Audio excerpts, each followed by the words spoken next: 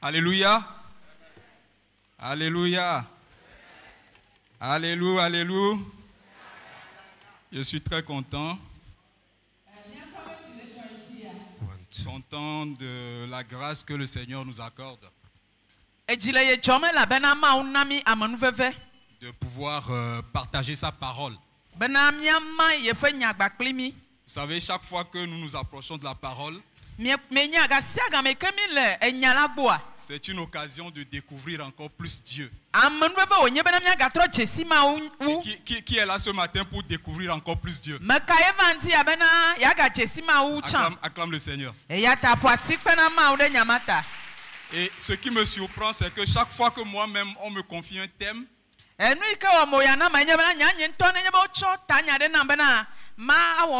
je suis le premier à découvrir des choses avec Dieu. Et je trouve ça tellement merveilleux. Je voudrais remercier le pasteur et les diacres pour l'opportunité. Et surtout Dieu, celui qui a établi ce jour et qui a permis que je sois devant vous. Et c'est par sa grâce et c'est sous son autorité que je vais vous parler. Donc vous n'allez pas écouter Bruno, mais vous allez écouter le Saint-Esprit. Je dis vous n'allez pas écouter Bruno, mais vous allez écouter le Saint-Esprit. Vous n'allez pas écouter Bruno, mais vous allez écouter le Saint-Esprit. Celui qui convainc les cœurs, celui qui illumine les cœurs, celui qui convainc de la vérité, c'est lui que vous allez écouter ce matin. Et si vous m'écoutez moi, vous n'allez pas être transformé. Mais si vous écoutez le Saint-Esprit, alors vous allez être transformé. Quand vous êtes transformé, quand vous sortez d'ici, quand les gens vont vous voir, ils ne vont plus vous reconnaître. Alléluia. Amen. Gloire à Dieu. Alléluia. Le thème de mon message, c'est protéger son capital vie en étant un bon gestionnaire. On nous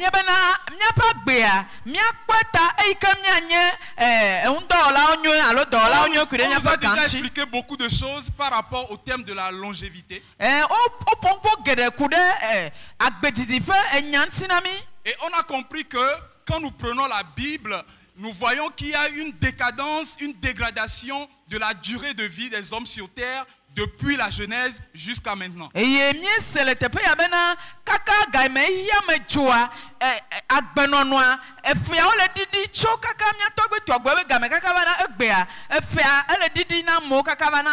Donc tout homme naît, vit et meurt. Vous allez m'excuser un tout petit peu. Je vais mettre un petit temps sur mon introduction.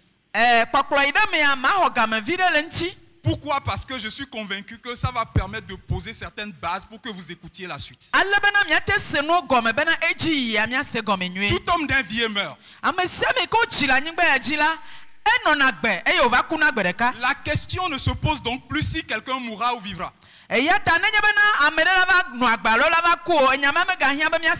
Oui, nous mourrons tous. Peut-être ceux qui seront là quand le Seigneur Jésus viendra, eux, ils seront transformés.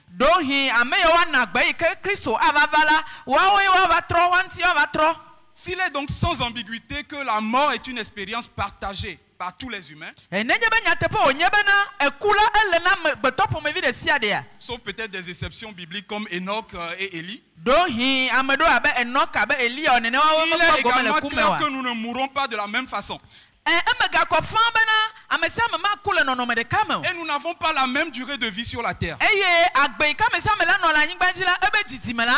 Si l'on se réfère du moins à l'histoire des personnages bibliques et contemporains. Les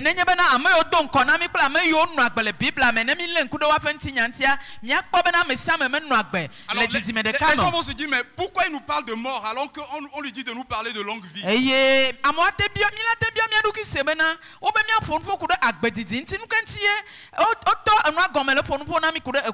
Qui parle de mort parle de vie. Et d'ailleurs, nous vivons, nous mourons et nous vivons. Qui le croit? Si tu es chrétien, tu vis, tu nais, tu vis, tu meurs, et puis tu vis maintenant.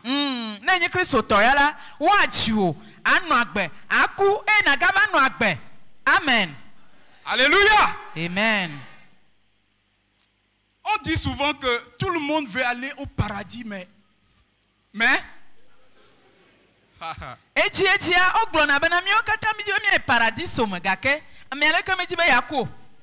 vous voyez cette ironie que nous connaissons tous.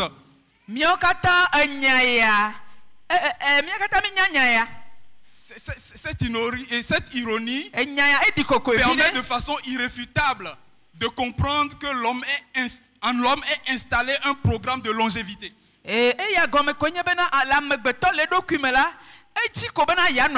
En fait, quand Dieu t'a créé, il a installé en toi un programme. C'est un programme de longévité. C'est pour ça que même si tu pries, tu dis, moi je suis fatigué, maintenant je veux mourir. Quand la mort se présente à toi, tu dis, bon, je plaisantais.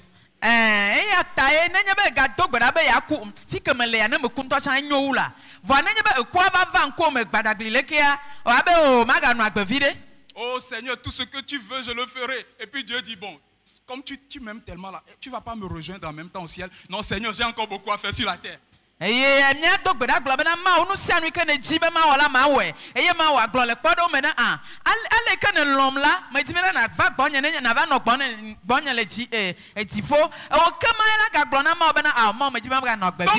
n'est pas question de se poser la question, est-ce que l'homme est censé vivre longtemps? Oui, nous sommes censés vivre longtemps.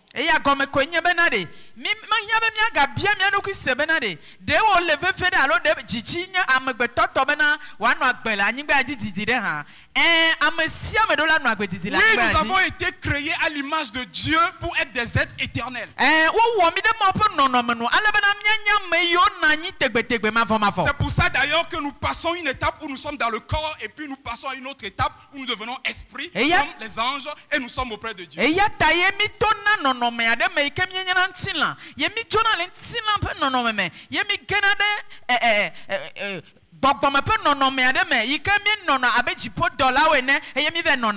s'il est établi que Dieu a installé en nous un programme de longévité, alors pourquoi est-ce que nous mourrons? Et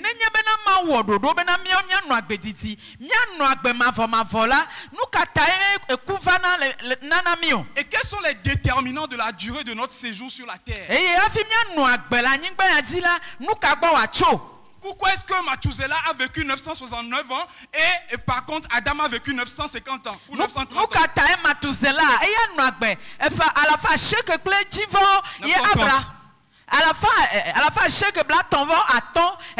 Non, Mathuselah 969 et Adam 930. Mathuselah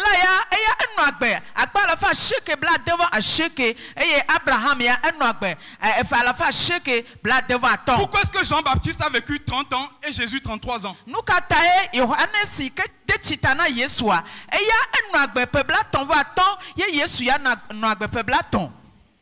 Alléluia. Amen. Il faut qu'on se pose les bonnes questions. Eh bien, en explorant les textes bibliques, on peut se rendre à l'évidence que l'idée de la longue vie sur terre se trouve tissée dans le récit même de la création et de la relation entre l'homme et Dieu.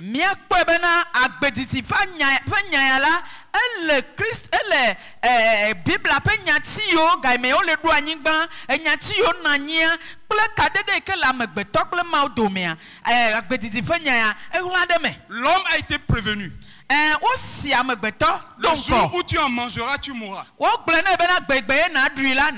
Ainsi donc la chute de l'homme a été cette passerelle qui a fait rentrer la mort, qui limite notre séjour sur terre pour que nous passions juste un moment ici et continuer après dans l'au-delà.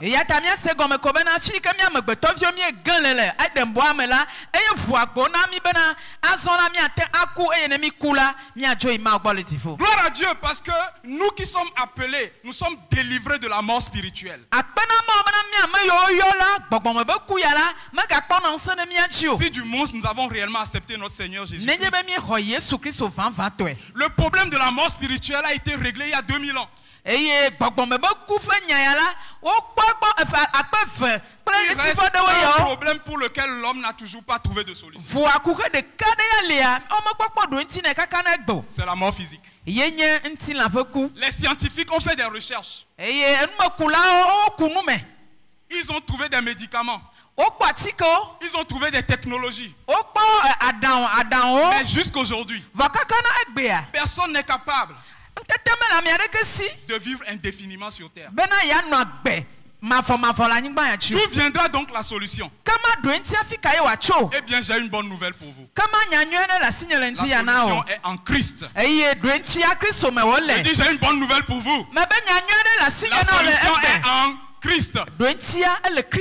Et la solution est dans la parole de Dieu. Nous allons lire 2 versets. Le premier, c'est Jérémie 1, verset 4 à 5.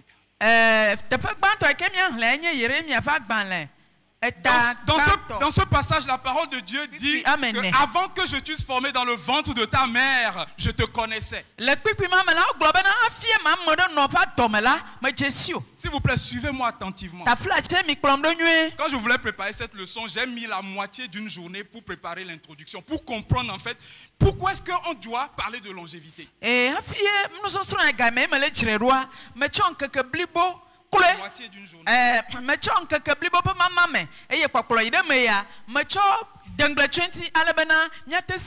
Et je suis convaincu que c'est important pour vous tous. Donc, suivez le cheminement de mon idée et que le Saint-Esprit vous aide à comprendre. Amen.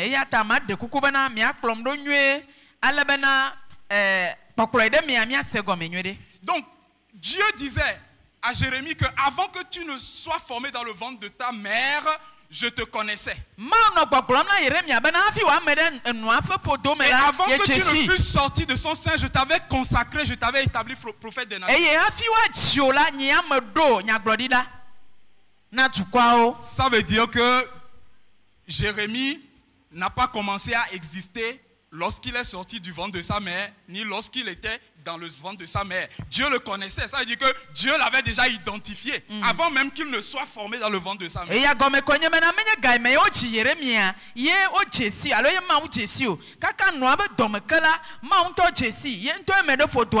Dans Psaume 136, versets 13 à 16. La Bible dit, c'est toi qui as formé mes reins, qui m'a tissé dans le sein de ma mère. Je te loue de ce que je suis une créature si merveilleuse. Etc. Et puis on dit, lorsque j'ai été fait dans un lieu secret, tissé dans les profondeurs de la terre, quand je n'étais qu'une masse informe, tes yeux me voyaient.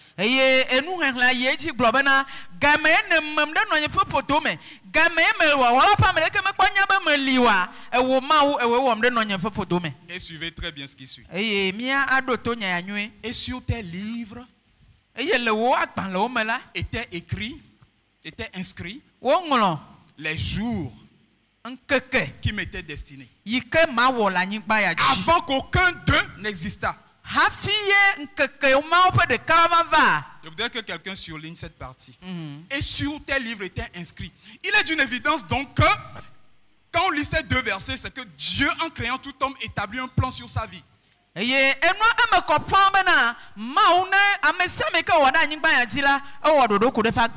établit un plan et ce plan-là définit en fait sa longévité sur terre. Et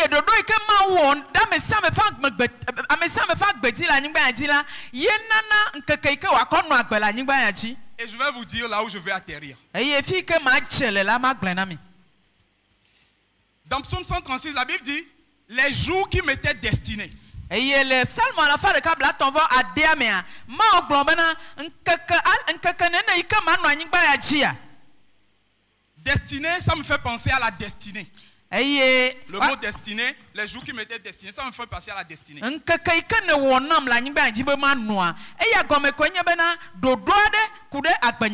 Les jours qui m'étaient destinés, on peut le dire autrement, les jours nécessaires pour que je puisse accomplir ma destinée. Est-ce que quelqu'un commence à voir où est-ce que j'atterris? Jésus-Christ n'a pas eu besoin de plus de 33 ans pour accomplir sa destinée.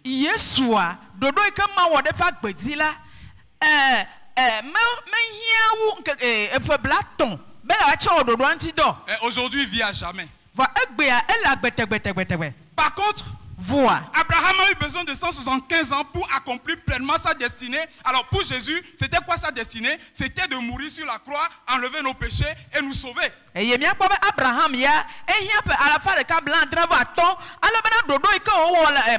Jésus, sa destinée, c'était de venir, de mourir sur la croix, nous sauver. Oui.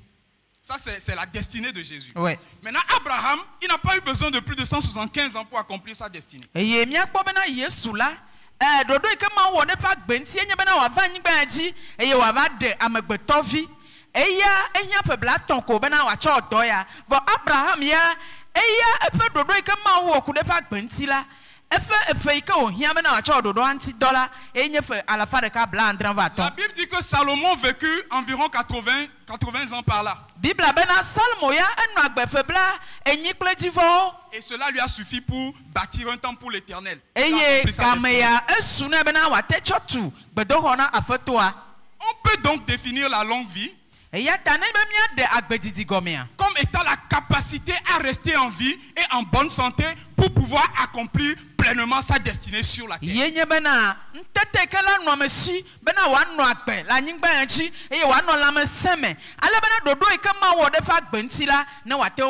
Donc il ne s'agit pas de vivre ou de mourir. Il s'agit d'accomplir pleinement sa destinée. Et il y a beaucoup de personnes qui ont été écourtées dans leur élan. Ils ont été écourtés dans leur élan. Il y a beaucoup de personnes qui n'ont pas accompli leur destinée avant de quitter la terre.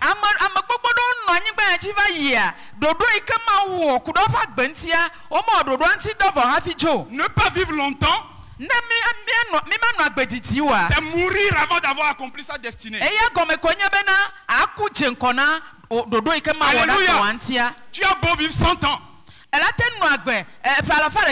Si tu n'accomplis pas ta destinée, tu es un échec. Mais tu peux vivre 33 ans comme le Seigneur Jésus. Mais si tu as accompli ta destinée, et si ça sera la volonté de Dieu, et que ce n'est pas un sorcier qui est venu t'écourter, ce n'est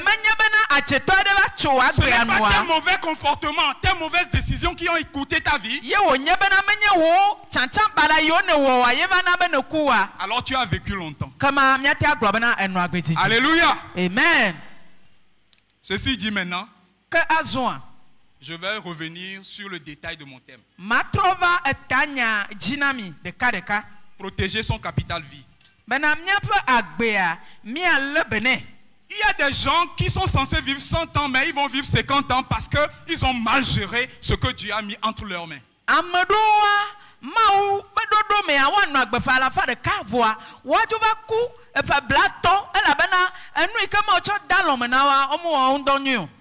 Le premier point, c'est la source de la longue vie. C'est le point que nous allons voir.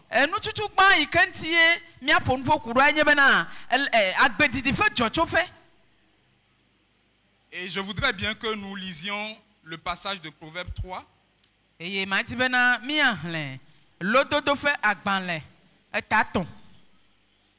Du verset 13 au verset 24. La Bible dit, heureux l'homme qui a trouvé la sagesse. Heureux l'homme qui a trouvé la sagesse. Et l'homme qui possède l'intelligence. Car le gain qu'elle procure est préférable à celui de l'argent. Et le profit qu'on en tire vaut mieux que l'or. Elle est plus précieuse que les perles. Elle a plus de valeur que les objets de prix.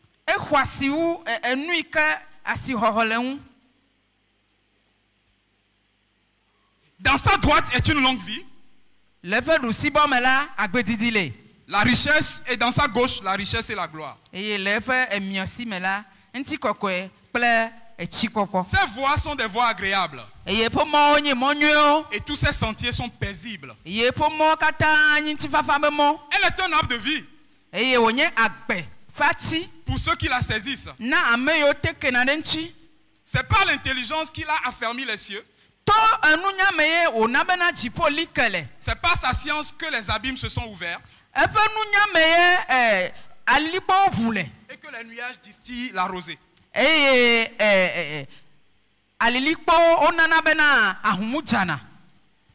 Je saute un peu. Elles seront la vie de ton âme et l'ornement de ton cou.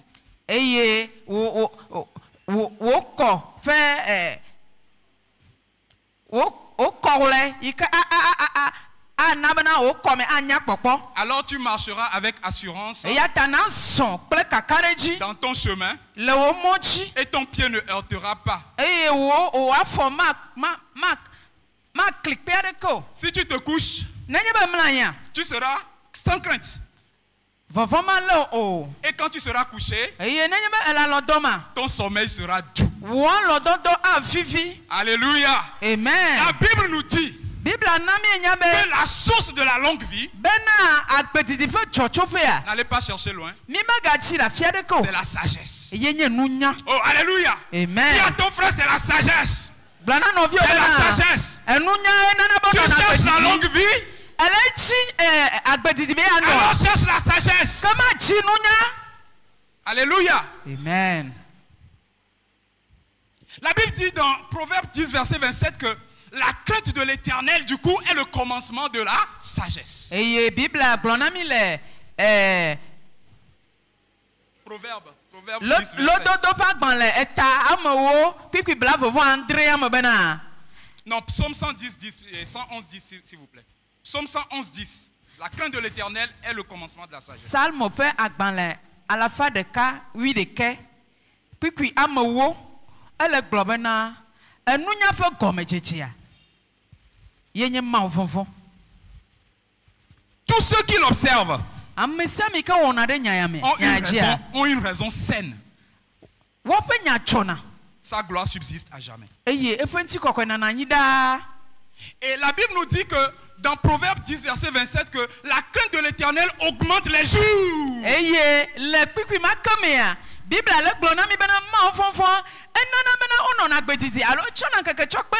Mais les années des méchants sont abrégées. J'aime construire les choses progressivement. J'aime bien poser les fondations. Avant d'aller encore plus loin, donc vous avez noté que en réalité, la seule chose qui nous permet d'avoir la longue vie, c'est la sagesse. Maintenant, vous allez me demander comment trouver la sagesse. La Bible dit que c'est la crainte de l'Éternel qui est le début de la sagesse. Et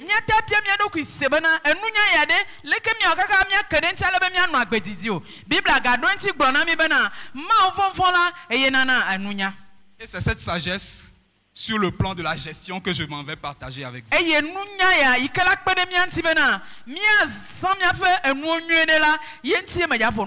C'est ça qui m'amène à la deuxième partie.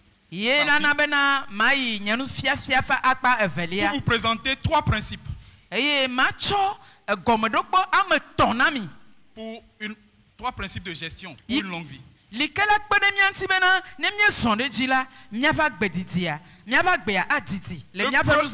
premier principe, c'est le contentement. La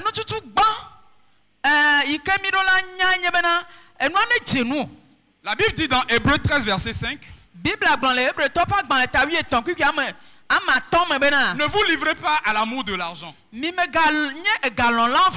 Contentez-vous de ce que vous avez. Car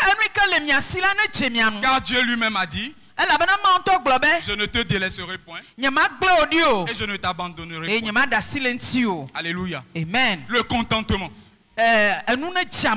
Beaucoup ont écouté leur vie parce qu'ils n'ont pas appris à se contenter de ce que Dieu leur donne.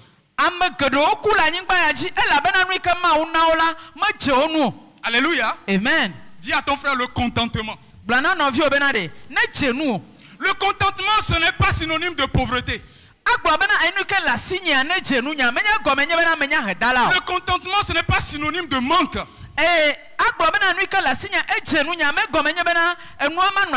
Le contentement vient d'un mot grec, autarkeia. Et autarkeia veut dire parfaite condition de vie.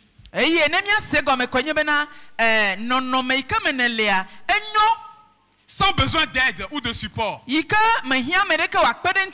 Suffisance en ce qui concerne les nécessités de la vie.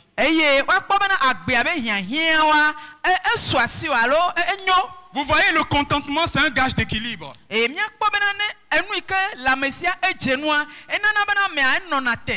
Il ne s'agit pas d'avoir des milliards sur son compte. Il s'agit d'avoir ce qu'il faut pour avoir des conditions de vie acceptables, parfaites.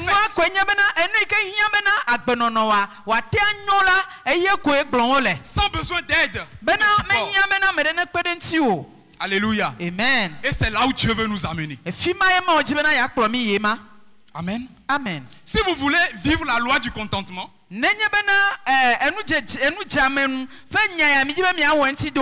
premièrement, vous devez apprendre à manifester la gratitude.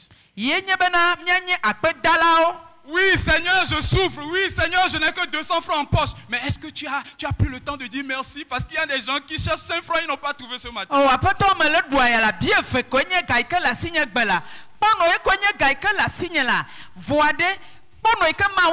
Dieu veut voir d'abord en nous que nous sommes reconnaissants pour le peu qu'il nous donne.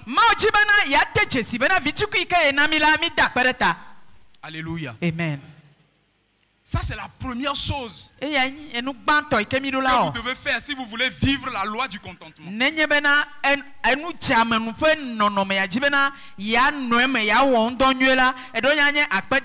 Dans Philippiens 4, verset 6, la Bible dit ne vous inquiétez de rien.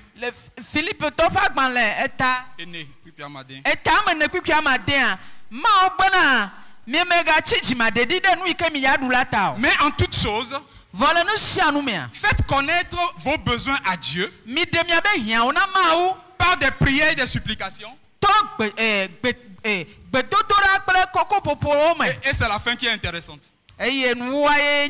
La fin soulignée ça dit avec des actions de grâce. Et dit que même au moment où tu es dans le besoin et que tu t'approches de Dieu, Dieu dit demande-moi avec action de grâce. Que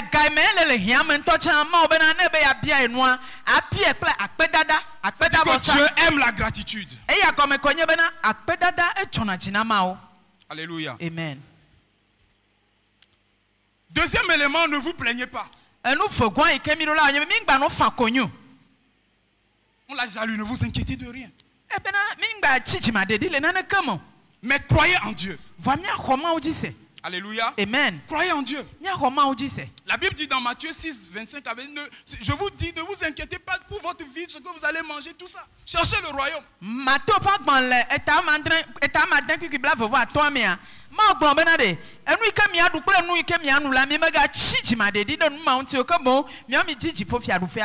L'autre chose, c'est que vous ne devez pas vous comparer aux autres.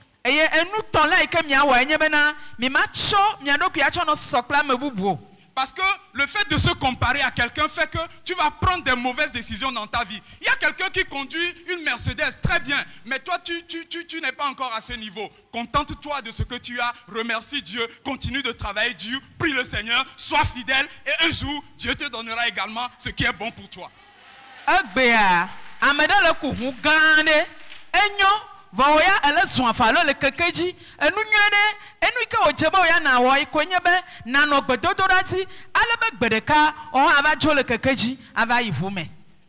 Et je vous dis encore une fois, il y a des choses plus importantes que rouler dans une Mercedes.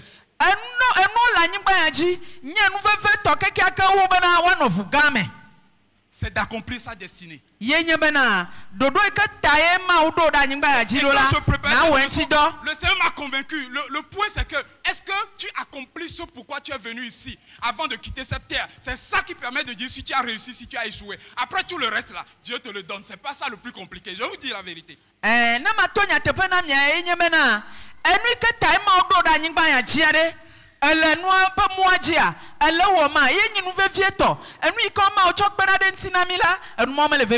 Devenir riche, tout ça là. Ça, Dieu dit, quand tu fais ce qu'il faut pour accomplir ta destinée, c'est-à-dire ce que j'attends de toi, toutes ces choses, je te fais quoi? Je te les donne. Mauya glonami o dong benami benade. Enu ike ya yebe miamia wala nyigba ajina ye. Nemi gbele no wo kwa. Enu ike gbanyi gakle enu pochowa ya cho bokpere tinami. Mais le problème c'est pourquoi les gens écoutent leur vie, c'est qu'ils inversent les choses. C'est-à-dire que au lieu de chercher d'abord à faire ce qui est bien, ce qui est correct, ce qui est conforme à la volonté de Dieu, ils veulent faire d'abord leur volonté. Et dans l'élan de cette volonté, ils tombent dans des vices, ils tombent dans des problèmes et ça écoute leur vie. Certains se retrouvent en prison, certains se retrouvent persécutés et ils vont dire que c'est la persécution selon Christ, mais c'est pas vrai. C'est parce qu'ils ont pris de mauvaises décisions. Ils ont été trop ambitieux à un moment donné. Ils ont voulu courir, aller plus vite que Dieu. Amen. Miakpobena amedo ojobana trona tado guna noa eyi wo lebena wona na mo be mochi wona o ma wuto ne ma wa cho enu gboto cho pere ntinawa ojo de na si ma opomo adasi nu ika ma obo no wa adasi nu ika ma obo no nyia yo ba de na bla wu ma wu e ba tutu na obena o ba gana jena ku gede o mela nyigba aji. Le dernier élément pour vivre la loi du contentement,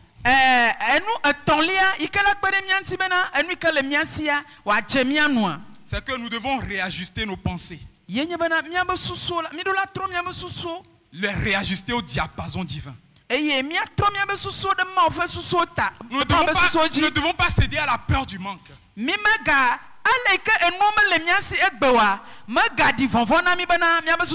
devons focaliser nos esprits sur la capacité de Dieu à pouvoir.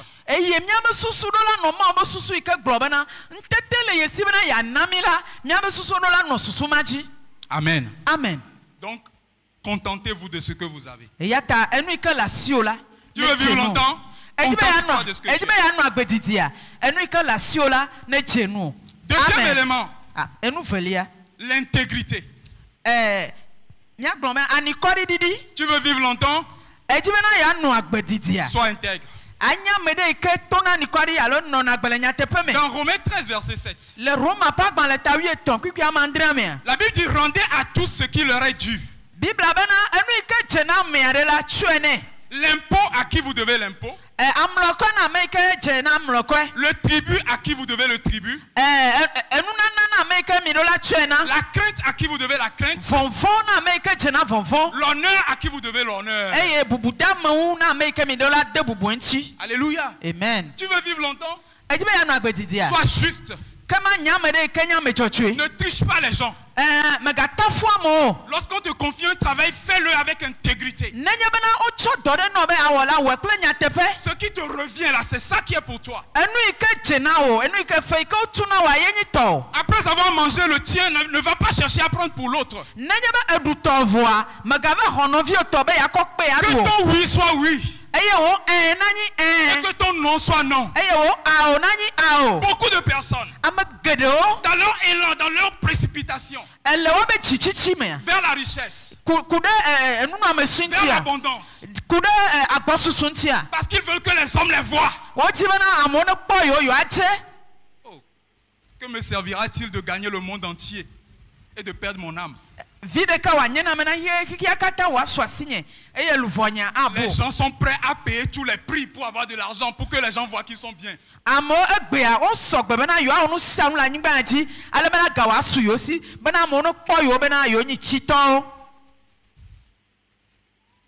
Et vous allez voir des gens qui se retrouvent en prison. Des gens qui rentrent dans des sectes. Et tout ça, juste parce qu'ils ils veulent montrer aux gens, à des hommes qui n'ont rien à faire d'eux, qu'ils sont riches, qu'ils sont bien. Et les enonomeyamea, what the fiamo, amegbeto, ikamenyena nekela nyingba jiwa, wojila de fion ne ba meyo. Amegbeto ke mso de le menao. Aha, amegbeto ike mecho de le menao, ojibe yo ade fion ne ba meya obena gale yosi, yonya menkuta o. C'est ce qu'on appelle l'esprit de mammon.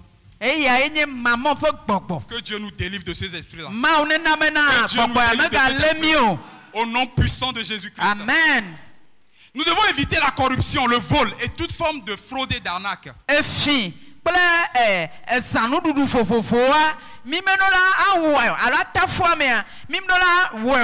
Bible dit l'homme pervers, l'homme inique marche la fausseté dans la bouche. Et Bible bana amaika nyamanya mechwechewa na la son lisoma na lefa wana woma acheda na son enoneme nonefa nume. Il cligne des yeux.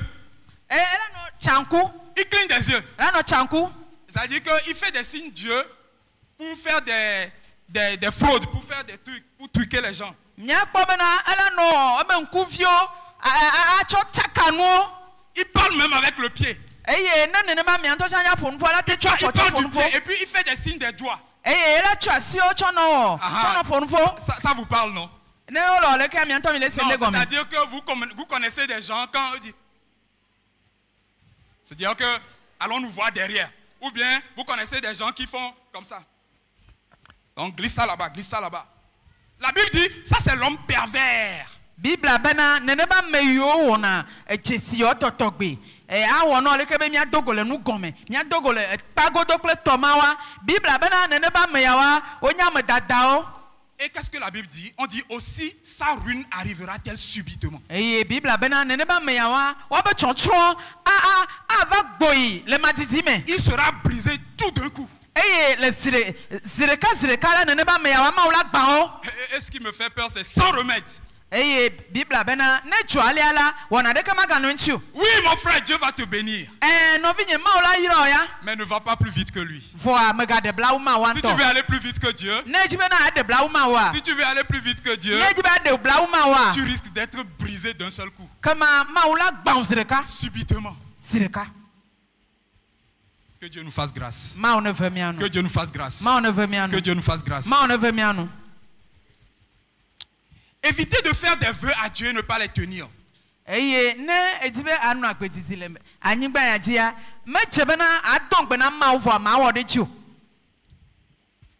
Bible dit vaut mieux ne pas le faire que de faire le vœu à Dieu et ne pas le tenir. Et il y a beaucoup de personnes, je vais vous dire, beaucoup de chrétiens en fait sont en difficulté à cause de ce verset. Tu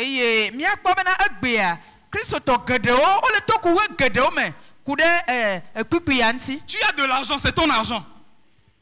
C'est ton argent, certes. Mais si tu décides que tu vas donner une partie à Dieu, il faut que tu respectes ce vœu-là. Il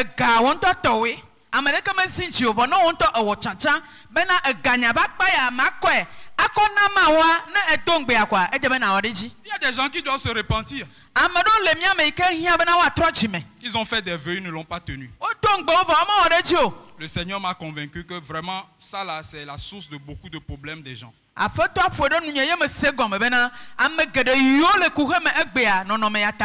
Je vais finir avec le troisième principe et le dernier, ça va aller très vite. Donc on a parlé d'abord de quoi? Le contentement. Ensuite de quoi? L'intégrité. Maintenant, le troisième élément, c'est user d'intelligence financière.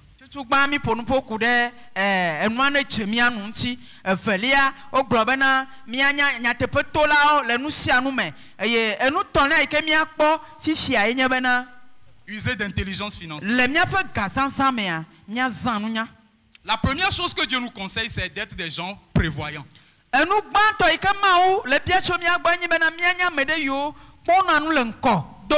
y a quelqu'un qui a dit prévoir, c'est supputer l'avenir et le préparer, c'est déjà agir.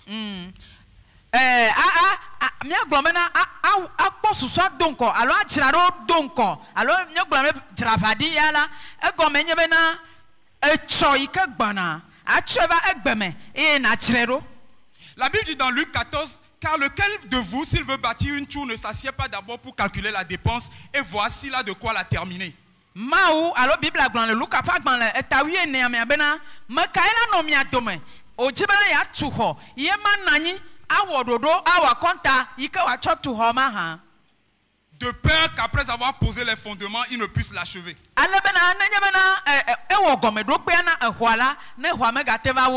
que tous ceux qui le verront ne se mettent pas à railler, à le railler. En disant, cet homme a commencé à bâtir. Et il n'a pu achever. Que cela ne t'arrive pas au nom de Jésus. Que cela ne t'arrive pas au nom de Jésus. Que cela ne t'arrive pas au nom de Jésus. Donc nous devons être prévoyants. Je connais un certain nombre de personnes qui ont commencé très bien les amis. Ils avaient une belle vie. Belle maison, belle voiture. Mais ils ont pensé que ce sera toujours comme ça. Vous connaissez le rêve de Pharaon en Égypte? Cette année de sécheresse, cette année d'abondance. Ça c'est la sagesse de la prévoyance. Tout chrétien qui ne planifie pas sa vie, qui ne se projette pas sur le lendemain, qui bouffe tout l'argent qui rentre dans sa poche. Manger aujourd'hui, demain nous allons mourir. Si tu vis comme ça, mon frère, tu n'as pas la sagesse divine. Et tu risques de te retrouver en difficulté. Beaucoup de Togolais se sont retrouvés à la retraite avec pas un sou sur leur compte bancaire.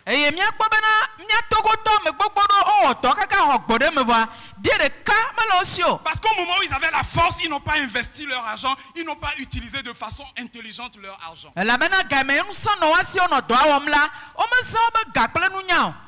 Alléluia. Amen. La Bible dit, les projets de l'homme diligent ne mènent qu'à l'abondance. Mais celui qui agit avec précipitation n'arrive qu'à la disette. Bible abena ambeto fedodo ike wona eye edena blabena acho efenunya cho wea enana bena ekpona gege. Mais les projets de l'homme diligent mènent à l'abondance. For ameke wona dodo nanani bunata me wona dodo kuna defo nuontila enana bena akposusu. Proverbe 21 verset 5. Yenye lododo pa gbala etabla vovo de ke. Donc si tu quittes cette chapelle aujourd'hui, va t'asseoir.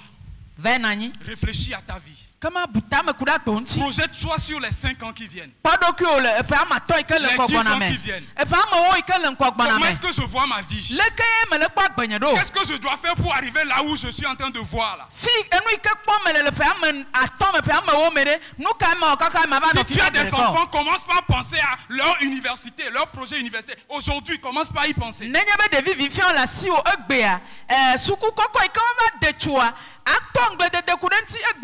Réfléchis à ta vie et projette-toi.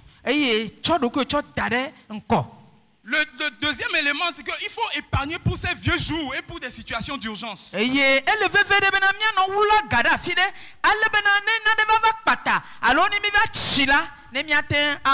savez, il y a beaucoup qui meurent d'AVC. Ce n'est pas parce qu'un sorcier les a tués, c'est parce qu'ils réfléchissent pour les boutamer sous bon. Tension va le no pataya par katunanawa menya dolele onyolo voix tamabubu menya abonsan eva lewalo eva onane na voix tamabubu vivi voix yenana bena enwa na ba vivre le stress permanent de l'argent la bega sia gamea gamana nyi be tamabubu be kuhe no na waje no na angledem kunarenchi. Que Dieu nous fasse grâce ce matin. Que nous soyons délivrés de ce stress-là. Le Dieu qui pourvoit infiniment. Le Dieu qui pourvoit infiniment et au-delà de nos attentes. Que ce Dieu pourvoit dans nos vies. Alléluia. Amen. Dernier élément. Nous devons limiter l'endettement. Beaucoup se sont retrouvés en prison. Beaucoup se sont pendus. Beaucoup ont eu des crises cardiaques.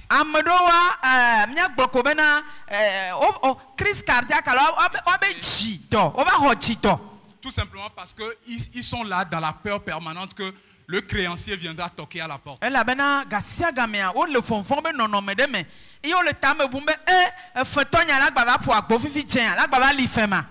Il y a des gens parmi vous qui sont dans cette situation.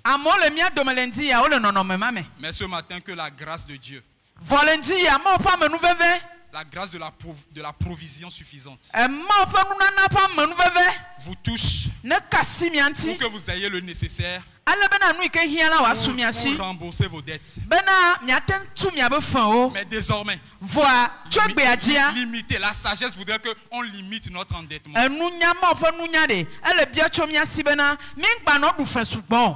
Parce que même quand vous allez dans le monde, quand vous allez chez le banquier, il y a ce qu'on appelle la quotité cessible. Il y a une limite au-delà de laquelle on estime que tu ne peux plus vivre convenablement si tu dois rembourser ce montant-là.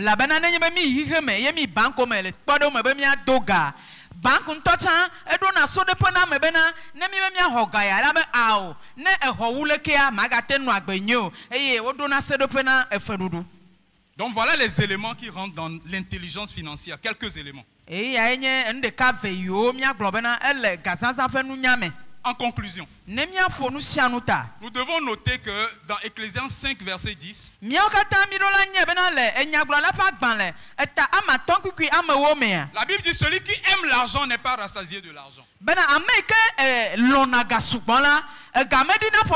Et celui qui aime les richesses n'en profite pas.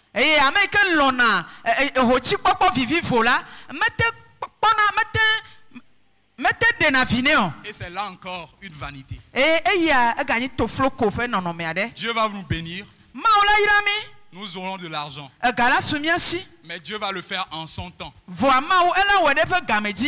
le fera en son temps. Il fait toutes choses bonnes en son temps. Alléluia. Amen. N'aimons pas l'argent plus que la source de l'argent. Il y a quelqu'un qui s'appelle Calvin Coolidge qui a dit: la prospérité n'est qu'un instrument à utiliser. Non pas une divinité à vénérer. Alléluia. Amen. Et l'objectif, lorsque nous gérons bien à la fin de la journée, c'est que Dieu puisse nous dire: c'est bien, bon et fidèle serviteur, tu as été fidèle dans peu de choses, je te confierai beaucoup. Entre dans la paix de ton Seigneur. Amen.